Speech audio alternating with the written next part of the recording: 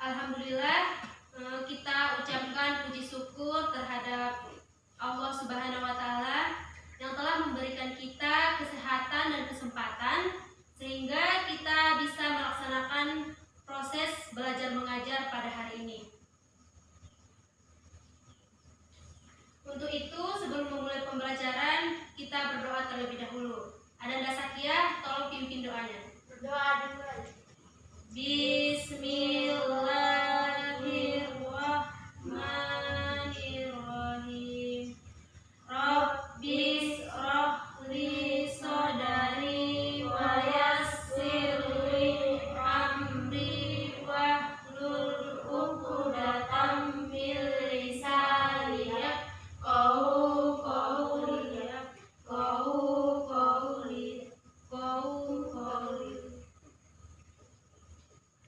Alhamdulillah.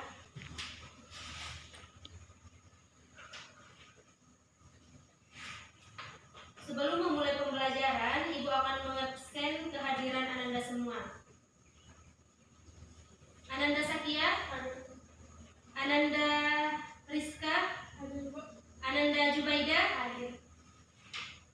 Baik, di sini ada keterangan dua orang yang sakit, yaitu Ananda Laila dan Ananda Dinda. Sedangkan keterangan izin ada dua orang juga, yaitu Ananda Andi dan Ananda Sari. Dan ada juga di sini yang tanpa keterangan, yaitu Ananda Rudi. Banyak juga ya pada pertemuan kali ini yang tidak hadir. Ibu tidak akan mengulang materi ini pada minggu yang akan datang. Mereka yang tidak hadir, mereka sendiri yang akan rugi.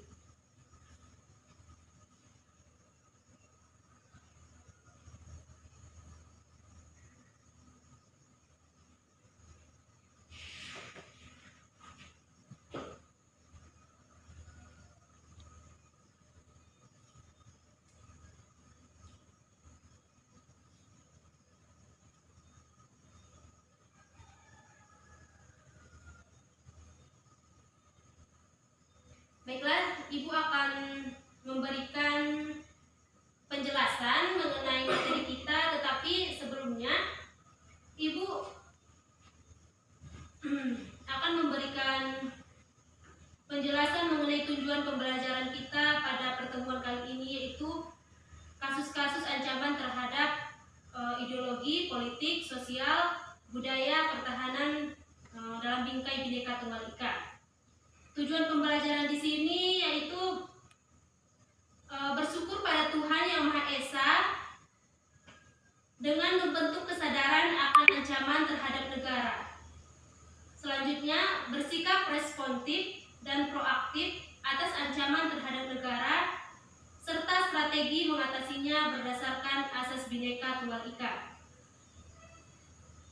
Tujuan selanjutnya yaitu menganalisis strategi yang mengatasi berbagai ancaman terhadap bingkai Bhinneka Tunggal Ika, misalnya ideologi, politik, ekonomi, sosial, budaya, pertahanan, dan keamanan negara. Tujuan selanjutnya yaitu mengkaji kasus-kasus ancaman terhadap ideologi, politik, ekonomi, sosial, budaya, pertahanan, dan keamanan, serta strategi mengatasinya sesuai dengan asas Bhinneka Tunggal Ika. Yang terakhir, tujuan di sini yaitu merancang dan melakukan penelitian sederhana tentang potensi adanya ancaman terhadap Bhinneka Tunggal Ika, baik di bidang politik, ekonomi, sosial, budaya, pertahanan, dan keamanan. Mengerti ya, Ananda, mengenai tujuan pembelajaran kita? Oke.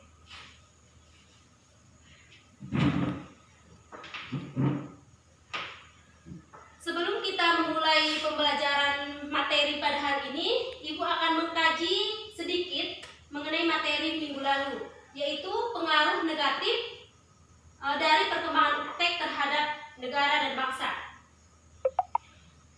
Iptek, Ananda semua pasti pernah mendengar kata ini.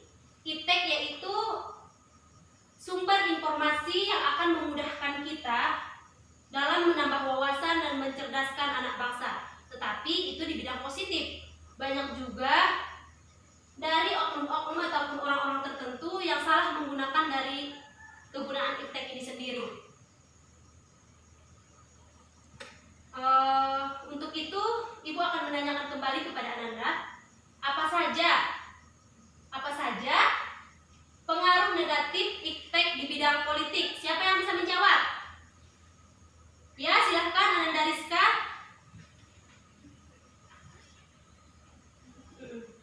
Dengan berkembangnya iptek, kebebasan demokrasi dan keterbukaan bisa disalahartikan oleh masyarakat. Ya, benar sekali jawaban dari Ananda Rizka. Dengan adanya iptek, banyak oknum-oknum yang menyalahgunakan kebebasan demokrasi melalui iptek ini, misalnya menebar kebencian melalui Facebook, melalui media sosial, melalui Instagram dan sebagainya. Dan kita sebagai generasi muda harus hati-hati dalam menggunakan iptek ini. Misalnya kita kan sudah diberikan kebebasan berdemokrasi, jadi kita tidak boleh menyalahgunakannya. Dan sekarang banyak juga kita temui bahwa dulu kan orang berkelahi karena mereka bertemu, tetapi sekarang tidak. Orang berkelahi tanpa mengenal latar belakangnya, profilnya bagaimana, tetapi mereka bisa berkelahi. Itu ditandai dengan mereka tidak menggunakan iptek secara benar ataupun tidak dengan kegunaannya. Pertanyaan Ibu selanjutnya mengenai iptek juga ya. Pada pertemuan minggu lalu, ada dari Ananda yang masih ingat pengaruh negatif dari perkembangan iptek di bidang ekonomi. Siapa yang bisa jawab? Ya, silakan Ananda Sakia. Iptek bisa dapat meningkatkan pergaulan bebas. Ya, benar sekali. Ananda Sakia menjawab pengaruh negatif dari perkembangan iptek di bidang ekonomi yaitu bahkan banyaknya maraknya perdagangan bebas. Seperti kita ketahui ya, sekarang negara asing sangat banyak mempunyai investasi di negeri kita ini. Bahkan kita selaku anak bangsa sendiri hanya sebagai karyawan biasa, karena ketingginya yaitu dari negara lain yang mempunyai investasi ataupun saham yang besar. Ini merupakan dampak negatif dari iptek di bidang ekonomi. Jadi kita sebagai anak bangsa jangan mau menjadi babu di rumah sendiri. Nah, itulah sedikit penjelasan dari Ibu mengenai materi kita pada minggu lalu agar Ananda semakin ingat, dan ini juga akan bersangkut paut dan berkaitan dengan materi yang akan Ibu ajarkan pada hari ini.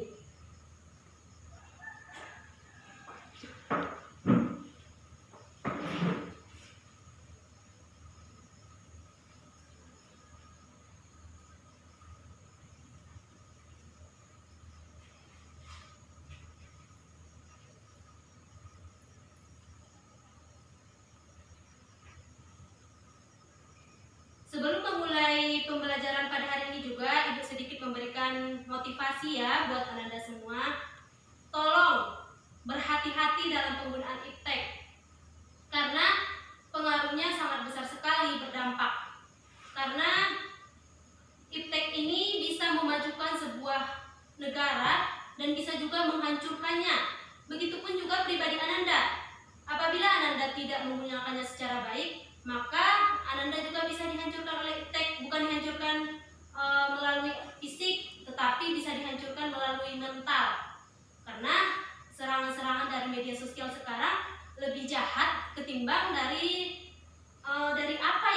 pergaulan kita yang walaupun kita bertatap muka dengan teman-teman kita sendiri. Jadi berhati-hati dalam penggunaan iptek, karena Ibu tidak melarang ya kalian tidak menggunakan iptek, karena kita tidak bisa mengelakkan, karena perkembangan iptek ini sangat-sangat besar. Jadi yang bisa kita lakukan cuma menggunakannya dengan hati-hati, dan kalau kita mendapat informasi jangan langsung diterima, tetapi saring dulu kebenarannya kemudian berkomentar.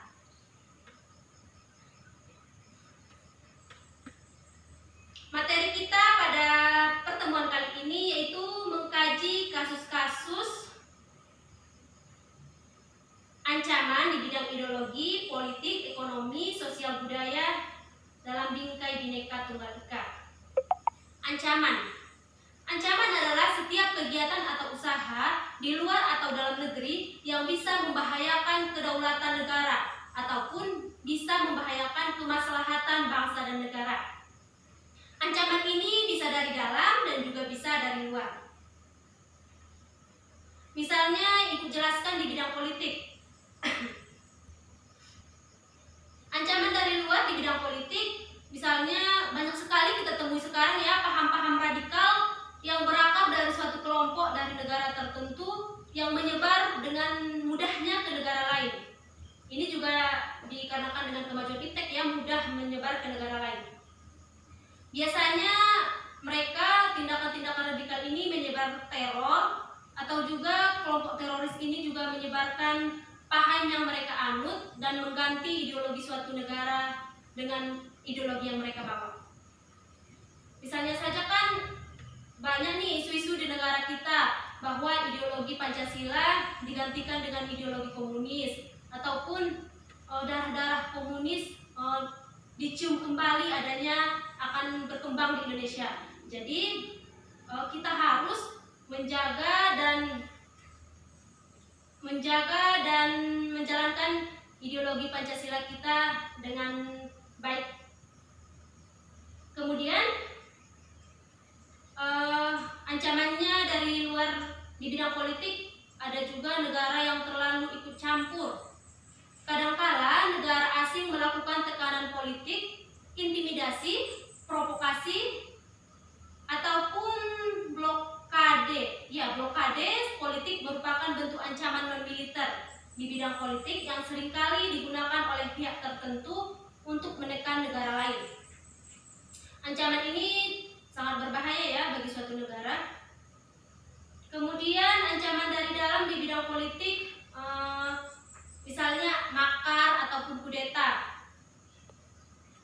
Kasusnya ini sering kita lihat di televisi ya. Ibu jelaskan ataupun Ibu kasih satu contoh kasus, yaitu kasus Sri Bintang dan sejumlah nama menjadi awal kasus makar era Jokowi. Sri Bintang Pamungkas, Jamran, dan Rizal Kobar ditangkap bersama 8 aktivis dan tokoh nasional lainnya pada 2 Desember 2016 lalu. Penangkapan sejumlah aktivis itu jengkal aksi damai, yaitu pada aksi damai 212, yaitu disebabkan oleh perencanaan makar. Akibat dari kasus itu, Sri Bintang, Jamran, dan Rizal Kobar dijerat pasal 28 ayat 2 Undang-Undang Informasi dan Transaksi Elektronik IT serta pasal 107 Junto pasal 110 KUHP tentang makar dan permukaan jahat. Kemudian ketiganya ditahan di Polda Metro Jaya. Ancaman lainnya yaitu seperti perang saudara. Bisa kita lihat ya, perang saudara misalnya di Papua. Perang saudara ataupun separatisme ini bisa mengganggu kedaulatan rakyat dan kedaulatan negara. Kasus-kasus lainnya yaitu adanya korupsi, kolusi, dan nepotisme. Korupsi, nepotisme ini sudah tidak jarang lagi ya kita dengar, bahkan kita sudah muak mendengar kata-kata ini. Kalau kita menyalakan televisi, ada sebuah berita tidak jauh-jauh dari kolusi, korupsi, dan nepotisme. Termasuk dari korupsi ini juga. Korupsi ini mungkin sudah mendarah daging ya di negeri kita dan sudah sangat susah untuk dibasmi. Walaupun sudah ada KPK, tetapi masih banyak juga yang melakukan korupsi. Kegiatan korupsi, kolusi, dan nepotisme merupakan tindakan kejahatan di mana seseorang menyalahgunakan wewenang politik untuk mendapatkan apa yang dia inginkan ataupun hanya untuk kepentingan pribadi saja.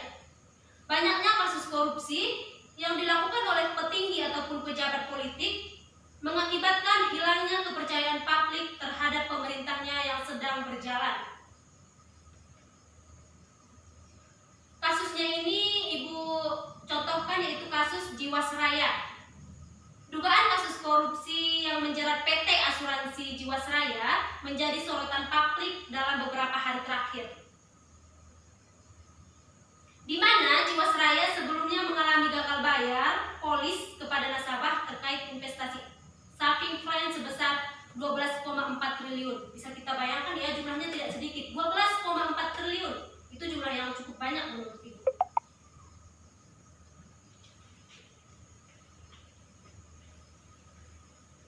Akibat dari korupsi ini, korupsi Jiwasraya, negara mengalami kerugian lebih kurang dari 13,7 triliun. Bayangkan, dengan 13,7 triliun, berapa banyak keluarga yang tidak mampu yang bisa dibantu, berapa banyak anak terlantar yang bisa dibantu, anak yatim piatu yang bisa dibantu. Tetapi mereka yang melakukan korupsi tidak pernah menggunakan hati nurani mereka dan tidak pernah membandingkan apa dampak dari perilaku mereka. Kemudian ancamannya di bidang sosial budaya. Dari dalam ya, Ibu jelaskan pertama dari dalam. Ancaman di bidang sosial budaya yang berasal dari dalam negeri disebabkan oleh kemiskinan, ketidakadilan, dan kebodohan. Hal inilah yang kemudian dapat menjadi pangkal permasalahan seperti banyak kita ketemui kekerasan, terorisme, dan bencana yang disebabkan oleh manusia. Karena apa? Karena manusia mengalami kemiskinan, mengalami kebodohan, dan mengalami ketidakadilan. Inilah unsur-unsur yang membuat mereka menjadi jahat ataupun melakukan tindakan yang tidak seharusnya mereka lakukan. Kalau di bidang sosial budaya dari luar ya, contoh kasusnya itu yaitu ancaman di bidang sosial budaya yang dihadapi bangsa kita, misalnya banyaknya sekarang kita lihat gaya hidup konsumtif. Nanti Ananda apabila sudah memasuki jenjang perkuliahan, Ananda kan tuh akan ngekos ya, tidak bersama orang tua lagi. Mau tidak mau, pola hidup Ananda akan berubah. Yang semula Ananda masak di rumah, dimasakin ibu atau Ananda yang masak sendiri, nanti Ananda akan cenderung memiliki pola hidup yang konsumtif. Anda ingin makan, Anda tinggal menggunakan gadget Anda, memesan makanan melalui online, GoFood ya namanya. Kemudian Anda ingin bepergian, Anda tidak perlu membawa kendaraan ya, misalnya Anda mau ke Padang kuliah, tidak perlu membawa kendaraan, tetapi Anda cukup memesan Gojek, yaitu aplikasi memudahkan Anda untuk memesan kendaraan, tidak perlu naik angkot lagi. Masih banyak ya contoh-contoh yang contoh-contoh gaya hidup konsumtif yang sekarang sangat banyak dilakukan oleh masyarakat. Kemudian contoh kasus di bidang sosial budaya ini juga yaitu hedonisme, yaitu menganggap bahwa orang lain kecuali dirinya yaitu rendah. Dia menganggap bahwa dirinya yang paling paling utama, yang paling harus diprioritaskan. Dan ini orang hedonisme ini tidak punya rasa cukup. Dia sudah punya ini, pengen yang itu. Dia punya ini, pengen yang itu. Dia sudah punya kendaraan versi terbaru, dia pengen lagi kendaraan versi terbaru yang muncul kembali. Itu dia kasus-kasus yang sering terjadi di bidang sosial budaya. Ada juga kasus pesta seks gay di Kelapa Gading. Mendengar kata-kata ini ya, Ibu juga sedikit shock. Pesta seks gay. Yang kita tahu dalam Al-Quran juga ya, mengatakan bahwa Allah menciptakan manusia itu berpasang-pasangan, pria dan wanita. Tetapi sekarang tidak jarang lagi kita dengar, diberitakan di televisi, bahkan orang-orang di sekitar kita ada yang mempunyai kelainan, yaitu gay, seks gay. Contohnya ini pesta seks gay di Kelapa Gading, yaitu polisi menemukan rantai di ruangan yang diduga pesta seks gay. Penggerebekan diduga pesta seks gay di Kelapa Gading ini mengagetkan masyarakat Indonesia. Siapa yang tidak kaget ya? Ibu sendiri kaget. Sebab ada lebih dari 100 orang yang ditangkap aparat. Foto-foto yang beredar liar dari lokasi kejadian memperlihatkan tubuh-tubuh tersangka yang telanjang. Bagaimana ya kalau generasi seterusnya melihat ini? Pasti mereka juga akan mencontoh perilaku-perilaku yang tidak baik ini. Maka kita sebagai penerus bangsa jangan mencontohkan hal-hal yang negatif kepada penerus bangsa yang selanjutnya.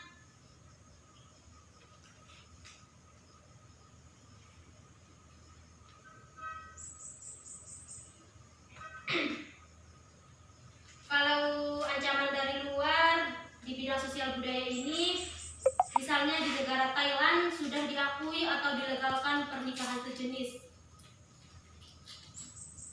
Jadi kalau negara Thailand sudah melegalkan pernikahan sejenis ini, di Indonesia pun tidak bisa dipungkiri kejadian ini juga akan terjadi karena sudah banyak di Indonesia yang melakukan hal-hal yang tidak sesuai dengan agama, yaitu menyukai lawan sejenis, tidak lagi lawan jenis. Jadi tolong ya Anda semua lebih berhati-hati dalam menggunakan iptek. Memilih-milih pertemanan itu juga perlu. Bukan milih-milih teman ya, tetapi memilih lingkungan pertemanan yang positif, yang bisa membawa Anda ke arah yang lebih baik, yang positif. Kesimpulan Ibu yaitu ancaman bisa datang kapan saja, dari dalam maupun dari luar negeri. Karena ancaman ini yaitu segala sesuatu ataupun usaha kegiatan yang dilakukan untuk mengganggu keutuhan wilayah negara ataupun keselamatan bangsa dan negara.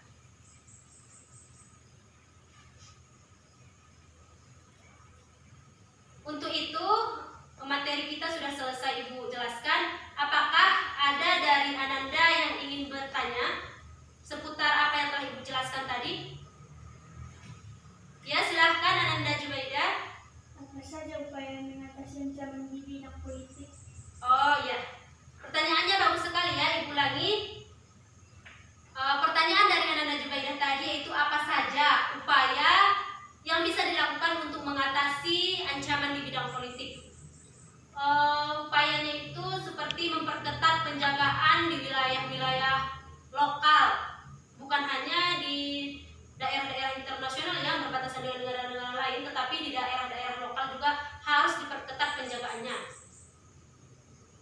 Selanjutnya itu upayanya menerjunkan pasukan khusus seperti Polda, Polres, dan lain-lainnya di wilayah yang dicium ada bau-bau serangan ataupun ancaman bagi negara kita.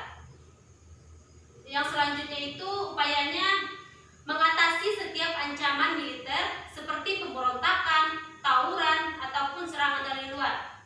Dan misalnya kalau ada sebuah tawuran, pihak polisi harus lebih cekatan lagi dalam menasihati orang-orang yang melakukan tawuran tersebut.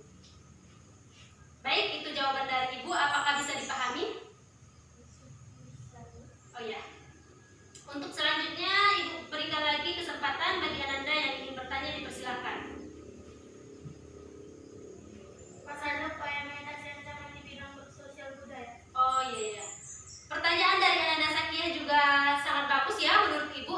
Apa saja upaya yang bisa dilakukan untuk mengatasi ancaman di bidang sosial budaya?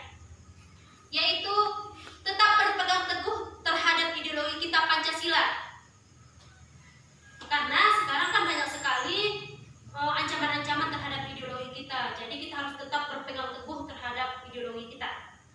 Selanjutnya, upaya selanjutnya membuat kebijakan wajib belajar 12 tahun. Karena menurut Ibu, warga yang pintar, yang cerdas tidak akan melakukan sebuah kejahatan ataupun memberikan ancaman kepada negaranya sendiri karena dia mempunyai kepintaran dan kecerdasan dalam dirinya. Upaya selanjutnya itu meningkatkan rasa cinta tanah air, yaitu contohnya saja kita lebih memilih atau memakai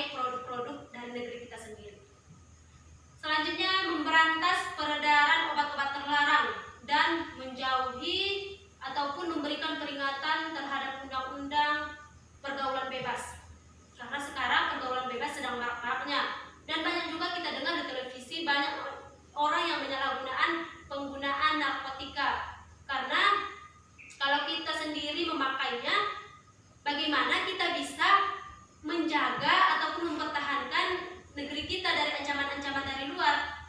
Jadi dimulai dari dalam dulu, baru kita sama-sama mengatasi apabila ada ancaman dari luar. Itu jawaban dari Ibu. Apakah bisa dipahami, Ananda Zakia? Bisa, Bu. Ya. Menurut Ibu cukup sekian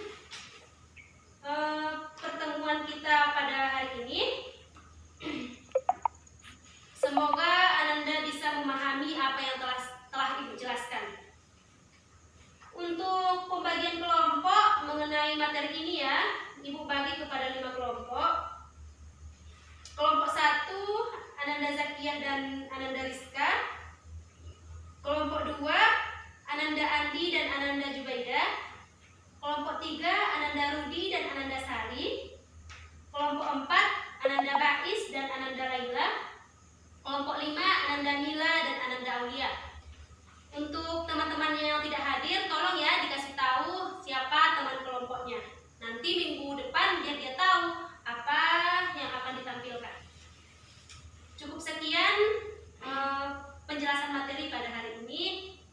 Ibu akhiri dengan ucapan Alhamdulillahirabbil alamin. Alhamdulillahirabbil alamin. Ya. Ananda boleh keluar ya duluan.